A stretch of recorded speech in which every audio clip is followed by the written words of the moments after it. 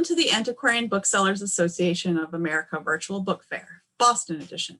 We'd like to thank the fair sponsor, Michael's Insurance.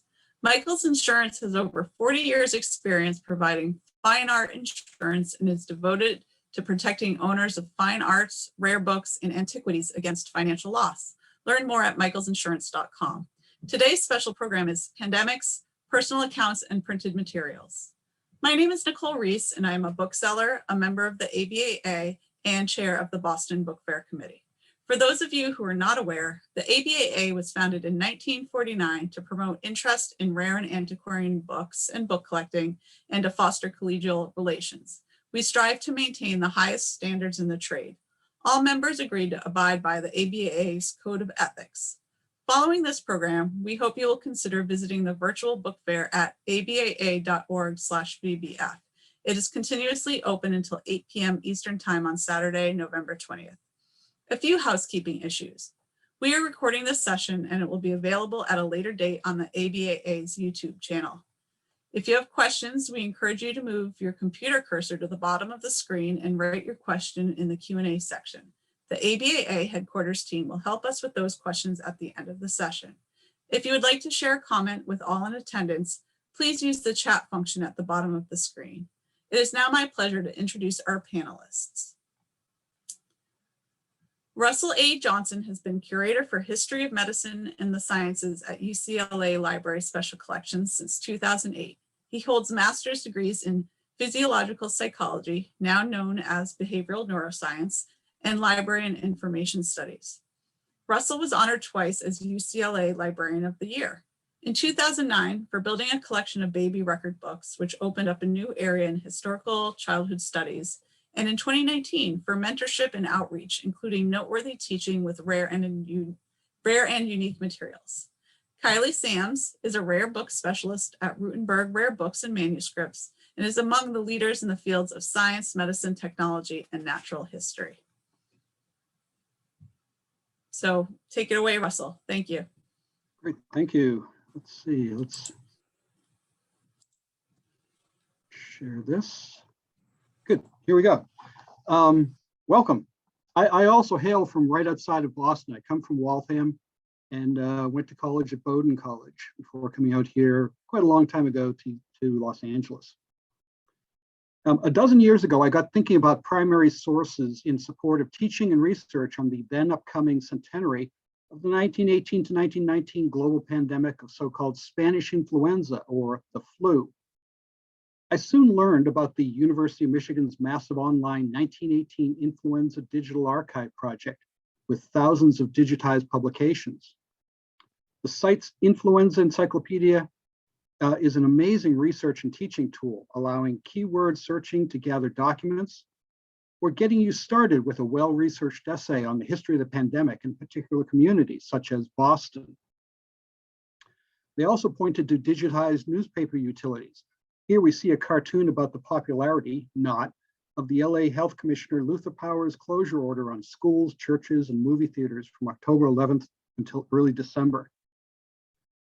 From accessions we made by taking in the LA County Medical Association's Walter Jarvis Barlow Medical Library in 1992, we already had the papers of Rose Bowers, a contract surgeon who was recruited to serve as an anesthesiologist at Camp Grant in Rockford, Illinois. Her archives included mimeographed information bulletins issued by the chief medical officer at this US Army training camp, starting a week into the epidemic that arrived with what he called an explosive nature. The bulletins document tremendous energy shortages in personnel, emergency shortages in personnel, supplies, and space. Here, the medical officer muses on what helps for a disease with no specific treatment and absolute preventative. Quote, the wearing of masks and gowns, the frequent washing of the hands and avoiding putting the hands in mouth or nose are very important. Persons must avoid crowding, whether on duty or not, something which was impossible to do at a military training camp.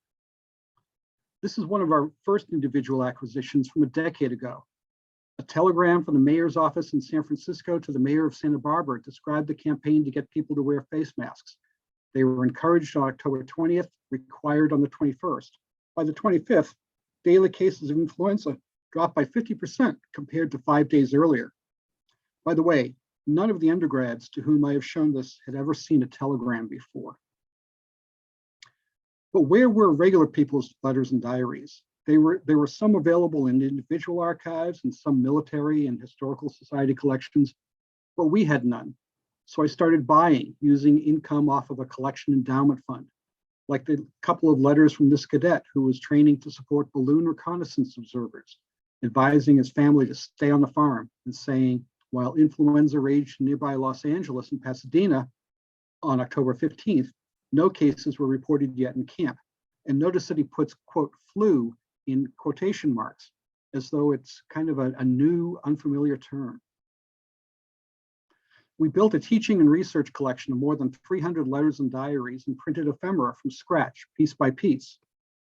From these, you can assemble the story of the impact of the pandemic on the lives of soldiers here and overseas, and on families on the American home front.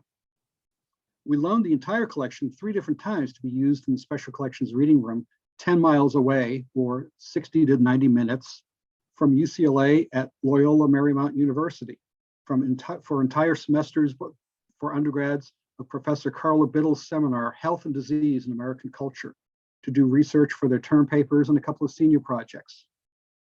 She wanted students to hold and explore century-old letters and diaries, to struggle with and figure out how to read cursive handwriting, and to consider the words and phrases and styles in which people communicated, such as Harold writing to his girlfriend, quote, "There are an awful lot of people dying just now on account of the flu. A little girl next door was buried today, and there's a lady up the street a ways that is pretty sick, and my little sister is just getting over it, so I guess it is pretty near my turn. For everyone in my family has had it but me. But I'm not asking for it when I say that. I sure can get along without it." I also went through our catalog records to extract some examples to or from New England for you. 2 real photo postcards show the rear of the Addison Gilbert Hospital in Gloucester, with its outbuildings and field in 1918. Postcard number 1 shows an empty field. This image presumably was made first because the outside staircase or fire escape on the main building reaches only 2 of 3 floors. The structure in the other postcard is much more extensive. Postcard 2 shows dozens of white tents in the field, pitched in even rows with boardwalks along one opening of each tent. White-clad nurses are seen walking or standing. Some patients may also be visible. The second postcard is dated to approximately September 1918, when the influenza pandemic swept through Gloucester with staggering effect. Clement, a serviceman in the Naval Aviation Detachment at MIT, writes to his mother on September 22nd, quote, "Every day is Sunday here, but today is the first day I've felt well enough to write, and I'm doing this in bed. I never was very sick until I got into service. Then I had to have 2 operations, and now I've got the Spanish influenza. The hospital here on the grounds is fine, nice and light, airy and roomy. We have 2 large tables in my ward, the main ward, which are decorated with some costly flowers, great tall affairs of rich color. I never saw their like before," unquote. He advises his mother to get into the Red Cross work for the war effort. In a second letter, Clement writes his parents on October 2nd from the Longwood Country Club in Chestnut Hills near Boston. He comments about meeting various heirs of major fortunes, such as the Liggetts, who are helping to nurse people back to health. Recovering from influenza, he writes, quote, "I doubt if I will be allowed to go home for a while yet. The school itself at MIT is still in quarantine. We have great freedom out here in the country." You know, he's just in Chestnut Hills. "And everyone is content to stay so long as possible. And the doctor's orders are for us to remain until we are back on our pins, safe and sound," unquote. In a partial, undated third letter, he concludes, quote, "I am feeling much better and am quite recovered. My case was bad, but not serious. The mortality in Greater Boston was frightful," unquote. He was indeed fortunate because Boston was hard hit. A New York Times article, October 18th, notes that the Public Health Commissioner Royal Copeland extended the sanitary code to, quote, "make it a misdemeanor for landlords not to furnish heat to their tenants at this time." He asked theaters and moving picture houses to let Red Cross speakers explain to audiences the need for enrolling nurses. And the public is asked to cut back on telephone calls because, quote, yesterday 1,000 girls were sick and away from work. A month later, in his own letter, Copeland writes to the commander at Camp Zachary Taylor in Kentucky, perhaps enclosing a report. And he says, quote, I wish to thank you for your note of November 9th. The epidemic kept me pretty busy for a while, but when we consider that during the height of the epidemic, the death rate of Boston and Washington, D.C. was twice as high, and of Baltimore and Philadelphia 3 times as high as that of New York, we do not feel that our efforts have been in vain. Corporal Harry Kussmaul, 73rd Infantry at Camp Devens, writes to Mildred Mill Bryant in Brockton on September 27th, quote, overcoats issued last night and I secured a fairly good fit. They're all very short, but I suppose cloth is scarce. Hope to get our new winter uniforms soon. Heat is on in the barracks now, and with the addition of the 3rd blanket, nobody complains of the cold. Bert, feeling bad again and has been entered on the sick book again. The real solution of everything influenza is a share of good weather, unquote. On October 11th, he reports, quote, have just 10 minutes in which to write some sad news. Here 'tis, so prepare yourselves. No passes will be issued to anyone here except in extreme cases such as death or severe illness in the family. This holds until future or further notice. Any soldier caught outside without such a pass will be arrested and severely punished. Is the influenza really so bad outside of the camp, or is it all paper talk? That's the only reason I can see for such a ruling. However, I live in hopes. I've just got to see you pretty soon or bust. I love you so. Give a year's pay for a good hug and kiss just at this moment. Had our first gas mask construction today, and it sure needs time before one can wear the thing. I love you, dearest, though I could show you how much this Sunday, but once more fate intervenes. Curses, I'll fool him yet. Volleys of love, Harry. In town, mess cook Illustus de Wolf writes from Commonwealth Pier, Boston, to Harriet Deasy in Washington, D.C. on October 2nd. He reports having just been assigned to the unfinished destroyer, USS Beach. Quote, I won't go across for a few months, however. The pier is not an ideal place as it is built along the lines of an old-fashioned jail, and it is awful hard to get any fresh air or sunshine. It is no place to quarter thousands of men for any length of time, and there will be great rejoicing when the quarantine is lifted, although we are willing to stand it if it will check the spread of this awful epidemic of influenza, unquote. He describes sightseeing and traveling on furlough and closes with his hopes that for the end of the war in a few months or a year at most. Private Gurney Putnam, Company A, 212th Engineers at Camp Devens, writes from the camp hospital to his sister and family in East Andover, New Hampshire on October 3rd. Quote, I feel pretty good tonight. My temperature is normal this PM. I am going to get over it okay. I guess I had most of the influenza before I came here to the hospital. I feel real well this morning. A tea, good big breakfast of oatmeal, milk, 2 big warm biscuits, and a big orange. I expect to get out of the hospital anytime as I feel quite good now, unquote. By the way, don't you love that Gurney knew his letter would be delivered just with this sparse rural farm delivery route number? Influenza impeded the war effort. A staff member at the Supply Department, Fleet Supply Base, U.S. Navy in South Brooklyn, writes to the treasurer of Lamson and Goodnow Manufacturing Company in Shelburne Falls, Massachusetts, about the impact of illness and deaths on the office's work. He understands the difficulties that manufacturing is having filling orders and commiserates, quote, we are having considerable trouble with sickness in the office. 1 officer and 5 members of the clerical force have died within the last 5 days.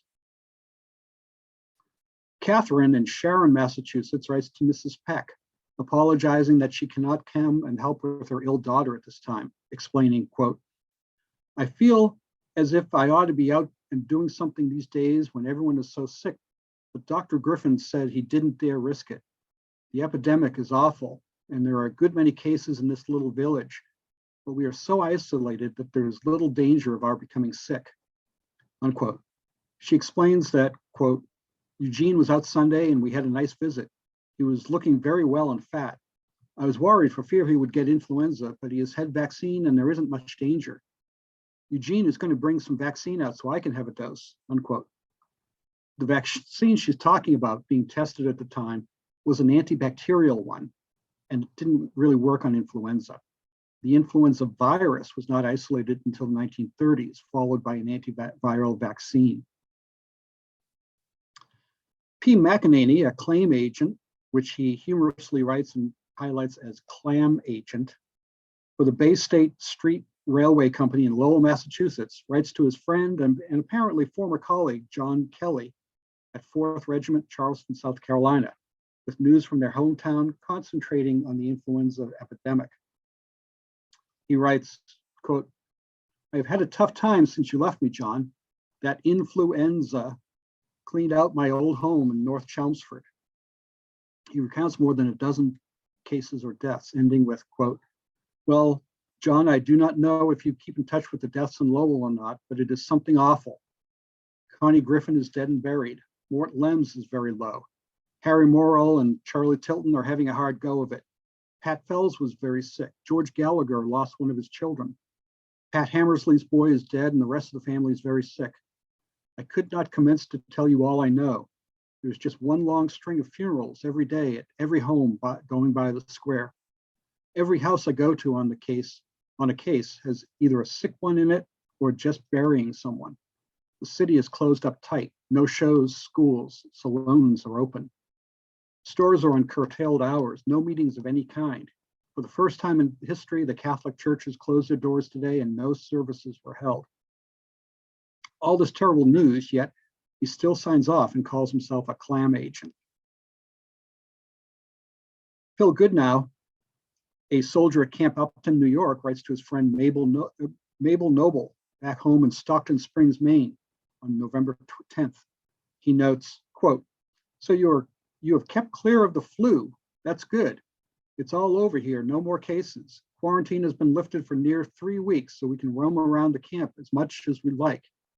He then combines relief and homesickness. Quote, "From the looks of the papers, we may get back to Stockton after all. I would like to be," this is November 10th. This is the day before armistice. "I would like to be back there very much. We have shows and movies by the dozen every afternoon and evening, but had rather see them down in Maine. A fellow gets tired after a while looking at other fellows all the time. He longs to see a girl smile and hear her laugh once in a while. The Army is a great place, only a fellow does get lonely once in a while. A letter always cheers us up." The armistice, though, did not mean all was bright and cheery again. Caddy writes from Boston to Tilda Dearest. This is Henry Hunter in Pleasantville, New York on November 13th. Quote, "We saw Mary Biddle Sunday and she told me both Henry and Amy had influenza. I'm so very sorry for you all. Dear Henry has surely had enough to bear without an added straw's weight. We are all a bit depressed today after the violent excitement of the past few days. Rivers of marching men poured through our cities yesterday and Monday. It was a joy to believe they might soon march to their homes in pursuits of peace." Sergeant Eugene Tower, U.S. Army stationed in France, writes to "my own darling wifey" in Cohasset, Massachusetts on November 21st. He looks forward to eventually being sent home now that the war is over, and he appreciated better rations. Quote, "We had macaroni and cocoa for supper tonight, donated by the Red Cross Society. It tasted awfully good. First time we had either one since leaving the States. Perhaps we will get fed better now that the war is over and the submarines are called off." He refers to a friend or relative of hers when he says, quote, "I gather from your last letter that Sergeant is well and on his job, as he wouldn't be in France if he wasn't all right, would he? Hope he got over his influenza all right. Guess the salt air will cure him anyway, as there's nothing like pure salt air to heal all lung troubles." Private Clayton Adams, Truck Company, 2nd Corps Artillery Park with the American Expeditionary Forces in France, writes to his uncle Samuel Sherwood in Springfield, Massachusetts on December 7th. He reports his company, quote, "enjoyed a fine Thanksgiving dinner. The menu consisted of roast steak, mashed potato, stewed tomatoes, white bread, hot chocolate, gravy, peach pie, and fancy cookies. Since getting this letter, I now use the word fancy cookies. Quote, while we didn't have turkey and all the regular fixings, we enjoyed the holiday just the same.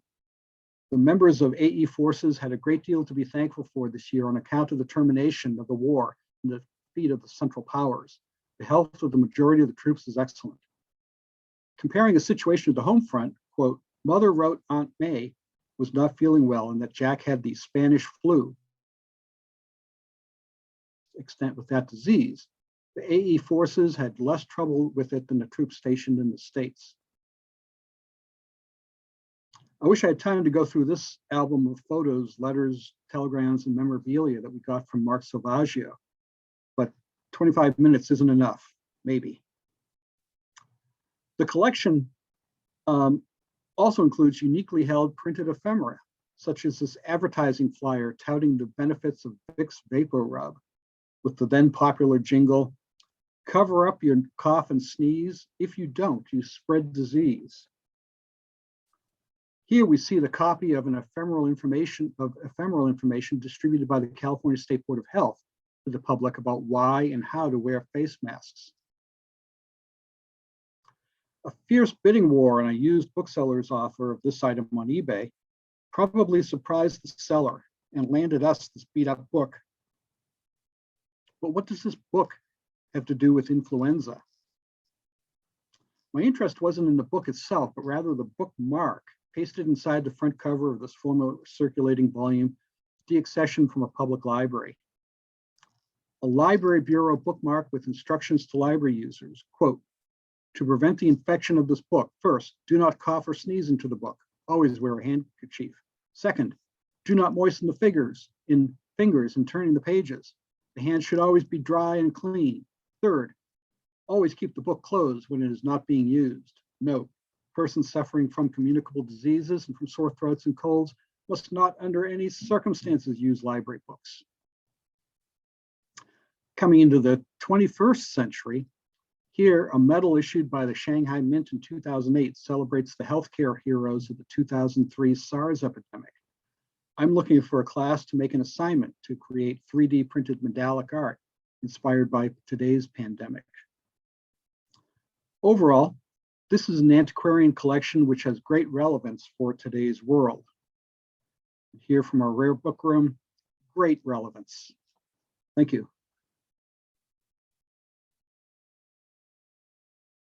Back to you.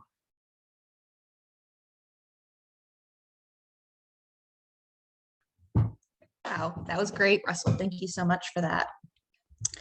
So while Russell gave us an incredible overview of their collection on Spanish influenza, I'm going to shift focus to the early 19th century now and the epidemics that swept Europe, primarily in Italy. So Italy experienced waves of epidemic disease in the early 19th century that had already affected parts of Northern Europe and migrated south. Many of its major cities being busy ports made the country particularly susceptible to the spread of disease from other commercial centers across the continent and beyond. Cholera and yellow fever were particularly rampant and difficult to contain. However, Italy's vast network of printers and publishers were able to somewhat mitigate the spread by disseminating valuable and timely epidemiological information to the masses. In the first half of the 19th century, we see a proliferation of cheaply made, job-printed pamphlets offering safety and treatment advice for citizens at risk of contracting the deadly contagions. And I am going to present to you 3 such texts.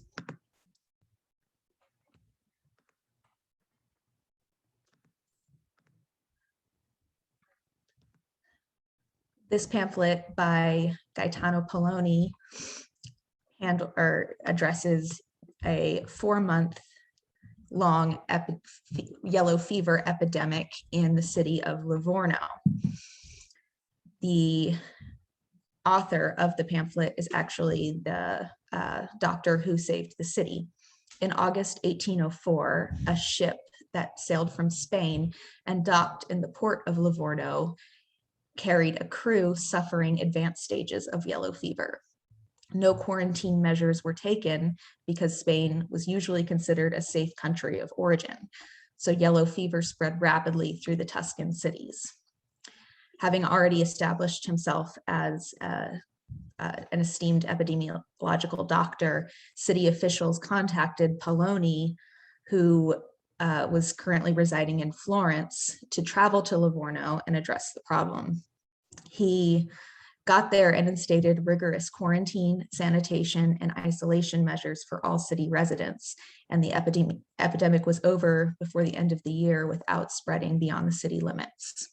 In the text, Poloni stresses that systems of this kind are necessary in all countries to stop the spread of deadly viruses. And in one note, he actually recalls the 1793 epidemic of yellow fever in Philadelphia that spread to New York due to a failure to institute the necessary sanitation measures.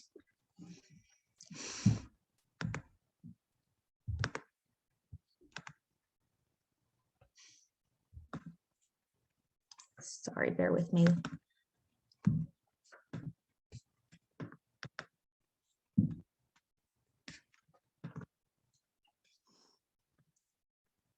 This little book focuses on cholera, which as a disease had several waves that swept through Europe throughout the 19th century.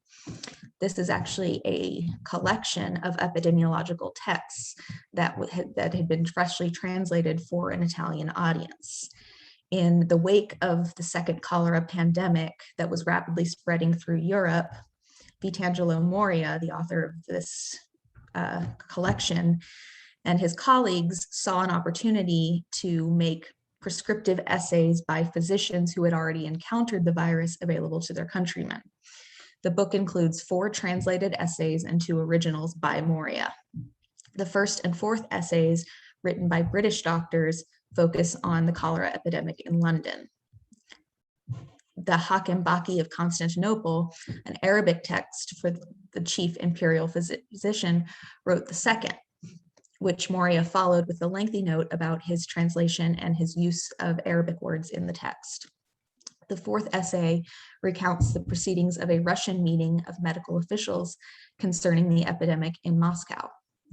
Each of these cities had already faced the disease and were managing to contain it through quarantine and sanitation measures, so their advice was invaluable to the fearful Italian community.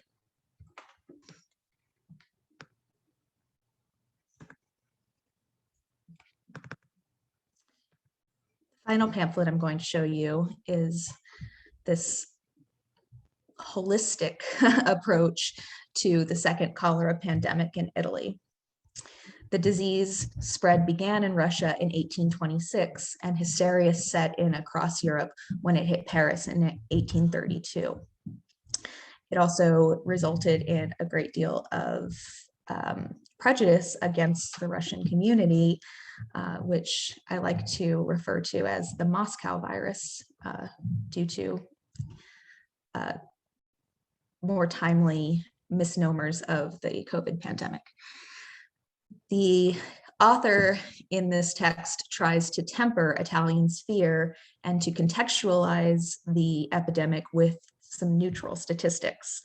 According to Ernesto Rusca, the author, cholera only infects about 1 out of every 200 citizens, and households can ward it off with cleanliness, sobriety, and a calm mind.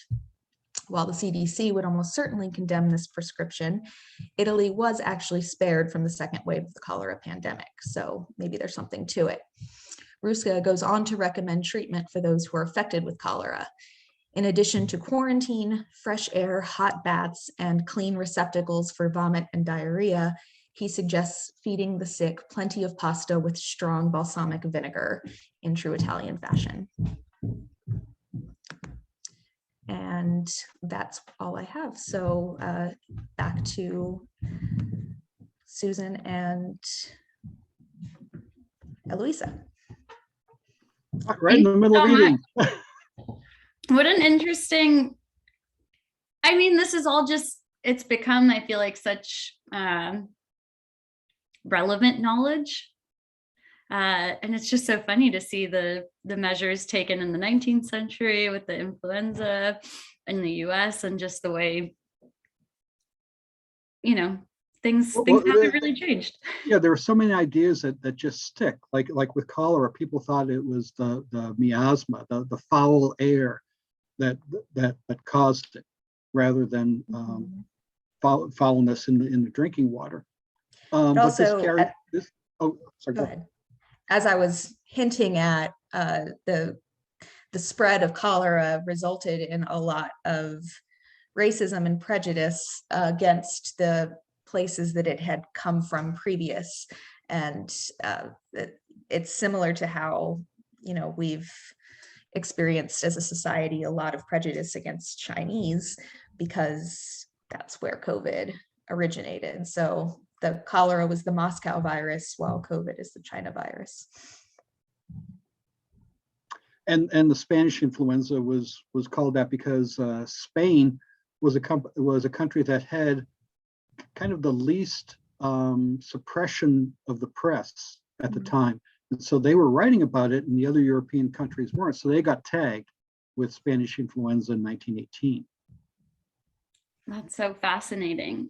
Jen Johnson asked, what would you collect from the COVID-19 pandemic, and are you collecting? So Jen, who's no relation, but I call her cousin. So many universities are collecting things. There are big efforts to do the electronic news and document at institutions what's going on. Some of the news groups discussing it. Here at UCLA, there are oral history series with people for their experiences, and also collecting some of the ephemera. But it is a pretty overwhelming task for the future. There was a bookseller in Australia who helped me get something early on.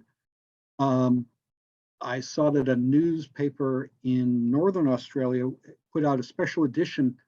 Toilet paper had run out, and so they put out a special edition with an insert of, I think, 24 pages of just a little bit of print on it, but to be used then as toilet paper. And bookseller Doug Stewart helped me the newspaper sent me 2 copies of that issue for our collection. And that's a great ephemeral piece that ties in so many ways with how people were coping.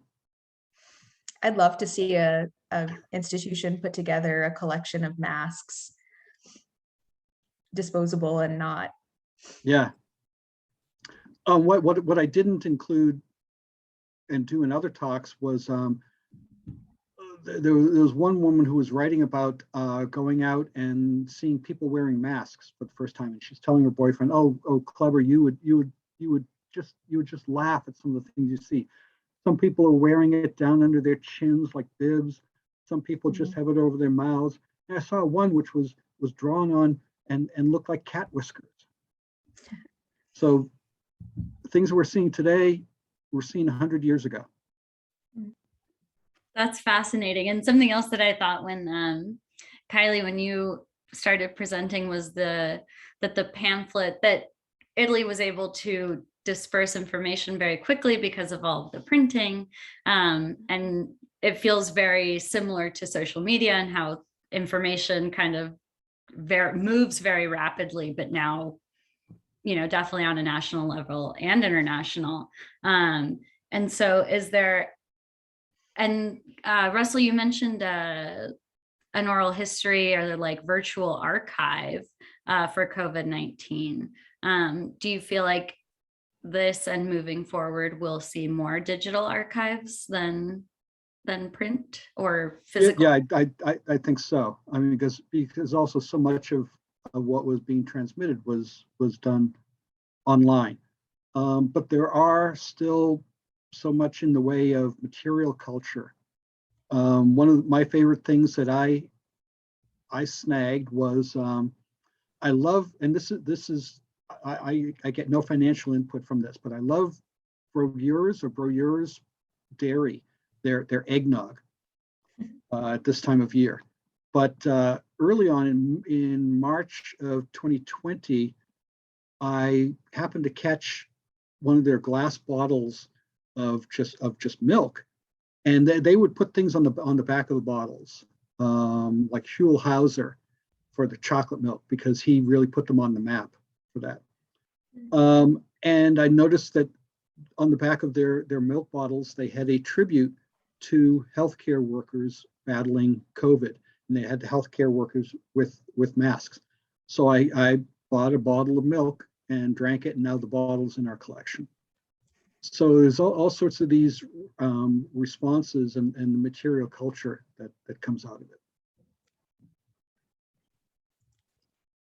And Kiley, something I also like with the Italian response to cholera is the plethora of broadsides, just printed sheets to be put up in town or circulated throughout town with the very latest information on what people should do or the numbers of people infected. And so very rapid response, single sheet publications of public health information. Yeah, and it's I think poignant to point out that all of these texts are in the Italian vernacular, and in the 19th century, medical texts are still very often printed in Latin or in Latin. So this information, which is medical in nature and about epidemiology, was meant to be consumed by the working class, the masses, people who were not Latin literate. That's wonderful. We have one in the Q&A. Oh, okay. Someone said, not a question, but in the UK during lockdown, children started painting rainbows and sticking them in front windows to show support for the NHS. The V&A Museum now have an exhibition, All Will Be Well, of some of those drawings. Thank you for sharing that, Deborah. And I wonder if any similar sort of like community things were happening during the two pandemics that we've talked about that were maybe archived or documented. Well, with influenza 1918-1919, I'm not really seeing stuff like that. Of course, it was a tough time. People were dealing with this and with war and with survival. And the impact of the influenza was so sudden and so severe, it would just wipe out a community, or impact it very, very severely. One of the favorite things I picked up recently from Tavistock Books, I think it was a volume of daily reports put out by a health officer, not the lead one, but one lower down, at one of the Army camps. And then there's a gap of a month. And I thought during when the pandemic really struck them down. And I think it might have been even Camp Zachary Taylor. And I thought, oh no, we're missing the best part of this. But then I looked very closely and I saw the numbering on the newsletters it went up to like daily numbers up to like number 45. And then a month later, it resumed with number 46. The onslaught of influenza was so severe and so harsh and so sudden that this guy didn't even have the time to put out a daily report on the numbers, and a month later had to do catch up. So we aren't missing something. It just wasn't produced then. And we have a record of that. I mean, it's just one more of those records of how terrible things could get. And in the final pamphlet, I talked about the Ruska, the holistic approach to the cholera. I mean, it's not any kind of ephemeral community effort, but he does speak a little bit about how important family and community is to the people of Italy, and that quarantine or isolation should not affect your camaraderie, and it should not keep you from interacting and having meaningful relationships with the people that you're close to, which may be a little misguided, but yeah, he even talks about if someone in your family has come down with cholera, isolate them to one room of your house, but don't kick them out of the house, and you should still be able to communicate with them. That's fascinating. And it also reminds me of the like banging of the pots at 7 p.m.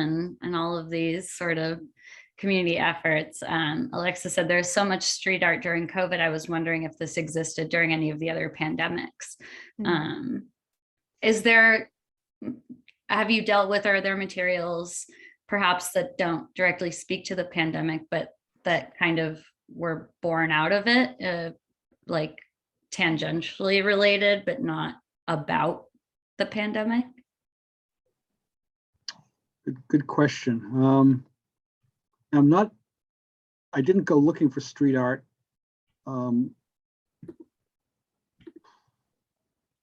But anything from the period that I would encounter would have something about influenza in it. And so, you know, church notices, high school yearbooks, that's an interesting source, because they're not only listing the students who died in service, but also people who died from influenza, and maybe even a history of the impact on the community. So there's a resource for historians that they might not think about. I regret that I never thought to ask my grandparents about their experience at the time. One of my grandfathers fought in France for Canada. He went in underage, was there. When we finally got his military records, I was astounded to see that he had had a surgery. He had influenza while in France, and we knew that he got out of the army finally when he went to a rehab hospital in England because he had a finger shot off in battle, but no idea that he had and survived influenza until we saw the military records long after he was dead. But Kiley, what about with your encounters? I really have nothing to add there.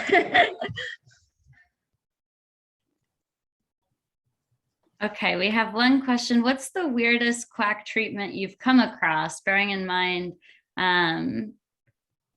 some currently taking an anti-parasitic horse medicine as cure and treatment? So were these sorts of, home remedies or more natural remedies, or, misinformation? What was that like in those times? And is there archive? You get people mentioning their household cures of, if you gargle with salt water 5 times a day, you'll prevent influenza.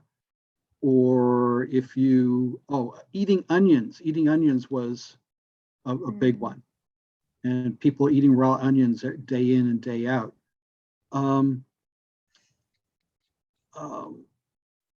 But of course, even some of the medical treatments themselves could come off as kind of strange or maybe generalized.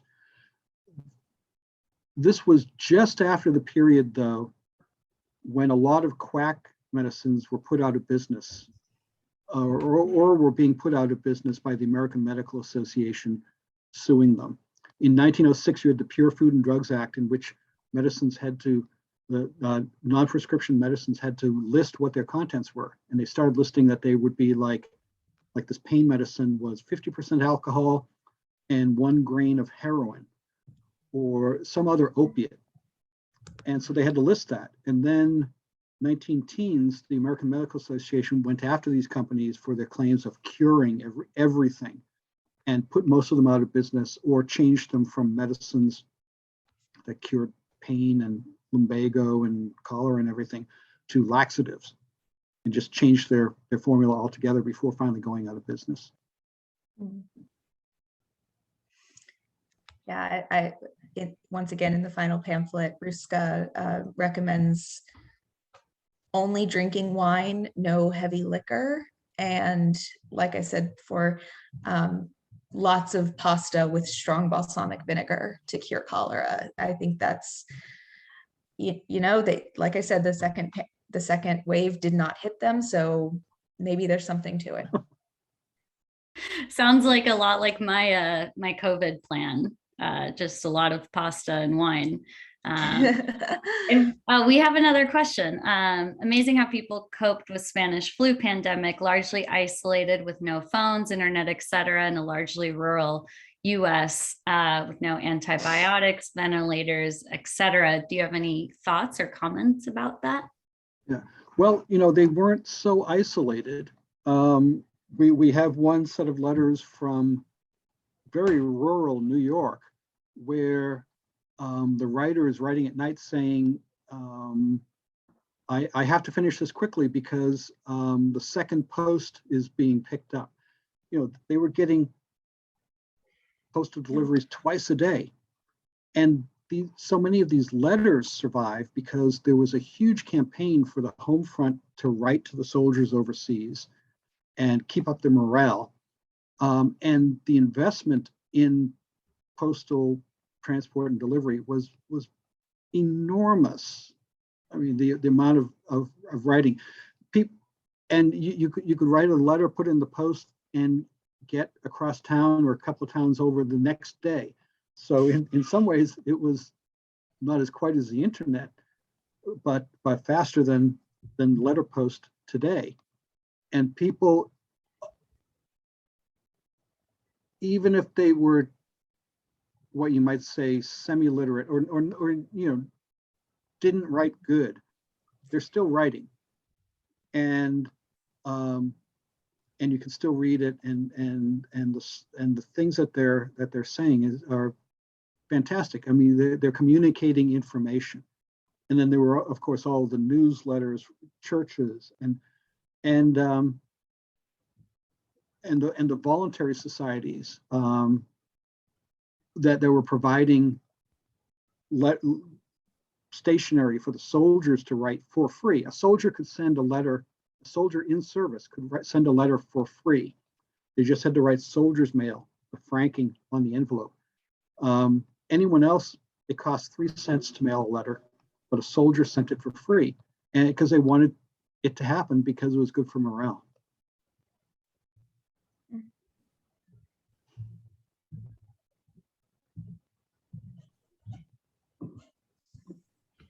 Awesome. If there are any last questions you want to sneak into the chat or the Q&A box, but thank you so much for shedding light on, I love when history is just so circular. Everything comes back, and this was it's so, I don't know. We have like 5 minutes.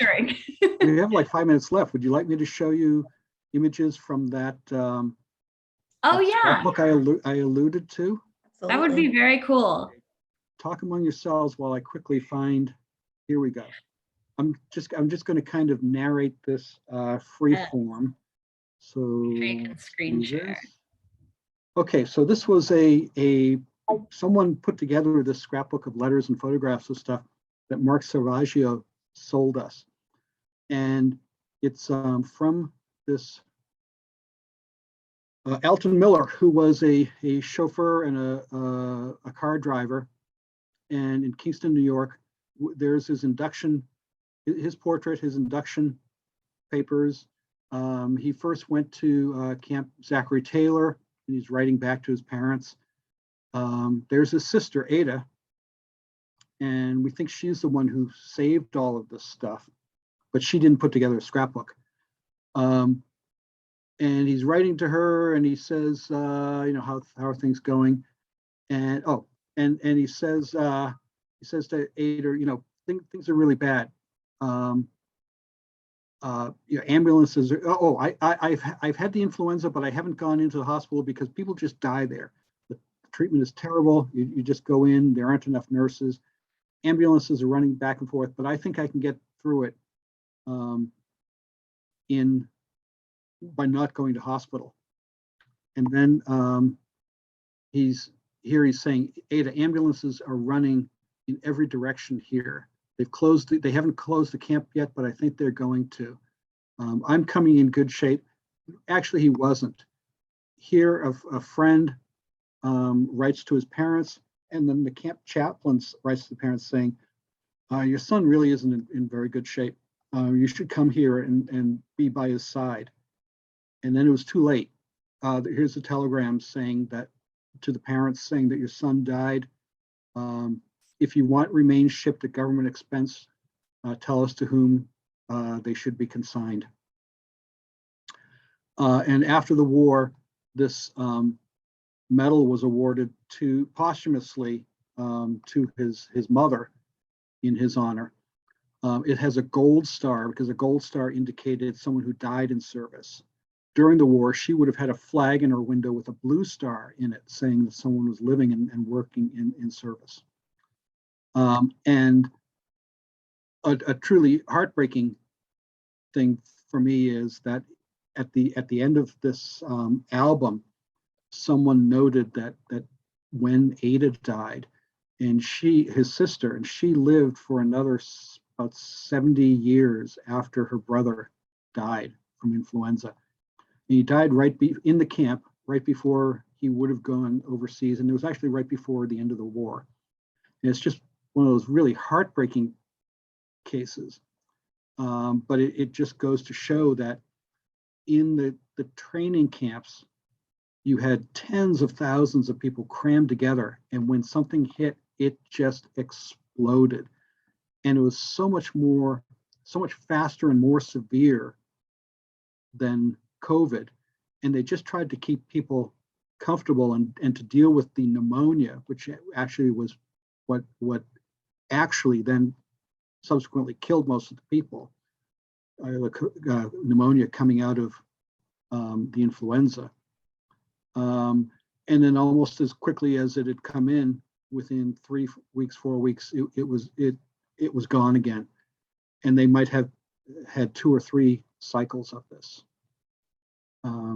But that scrapbook, when we show it to students, that's their favorite thing, because it's a person who's their age and they can identify with it and just get torn up over it like we do.